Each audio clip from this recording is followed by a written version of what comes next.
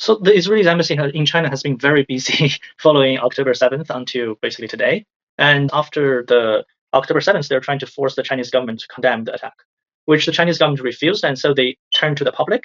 They started to publish their own diplomatic statement on Chinese social media. As you know, like China has its own social media system. So we don't use Twitter. We use this one important platform called Weibo. It's basically a Chinese version of Twitter.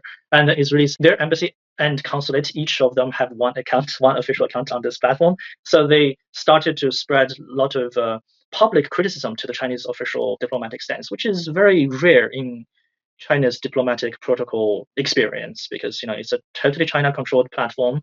Normally, foreign embassies they just tweet something like for protocol for like ritual type of thing, like saying like Happy New Year or something like that on those social media. They don't publicize their disagreement or disputes with the Chinese government, but Israelis are doing that.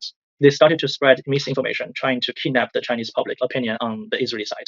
The most important case is one of the hostages who was held in Gaza. Name is Noah Agamani. Her mother is Chinese and she's an Israeli citizen, while the Israeli embassy was claiming that she's Chinese national.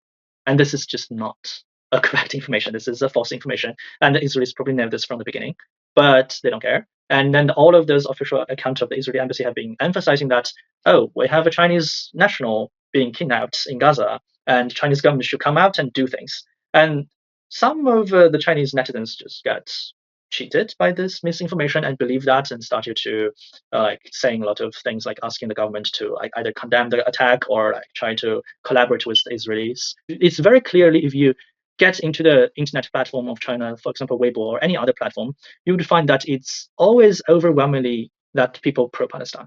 And the commenting section of the Israeli embassy or consulate or related, let's say the German and the American embassies commenting area, it's all like either flooded with criticism or they just close the commenting area, which later become the norm. They just don't allow anyone to talk about them because they know that everyone is criticizing them. And one most interesting thing is that in the Chinese internet in current situation, they use this very poetic language to refer to the Palestinian fighters.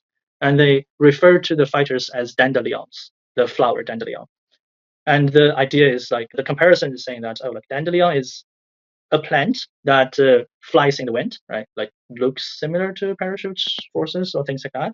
And another thing is like arguing that a dandelion is a plant that flies everywhere, and whenever it lands, it just survives and grows into another dandelion and things like that. So they use that to compare to the resilience of the Palestinian people, saying that they, whenever they broke out of the open prison of Gaza and they come back to their homeland, they will survive there. They will like manage to find their roots in their homeland. That poetic portrait of the Palestinian people and even the Palestinian armed struggle is quite interesting.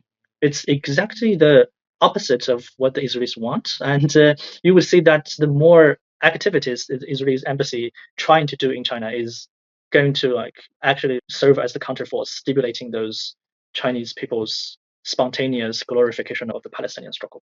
And this dynamic is probably going to continue for a very long time.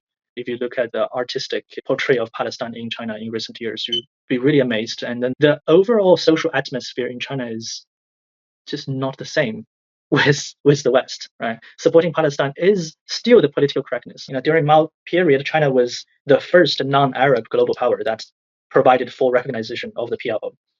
So China was like in one of the vanguards in that period. But in the last 40 years, it has made a lot of regress backward. But still, like even considering that, you find that in the Chinese society, still supporting Palestine is still part of the political correctness of China, still part of the Chinese mainstream society's consensus. And this consensus is getting consolidated in the last 1 year because of the genocide in Gaza. And then the young people are forming an even stronger pro-Palestine sentiment and creating more works on that following the genocide in Gaza.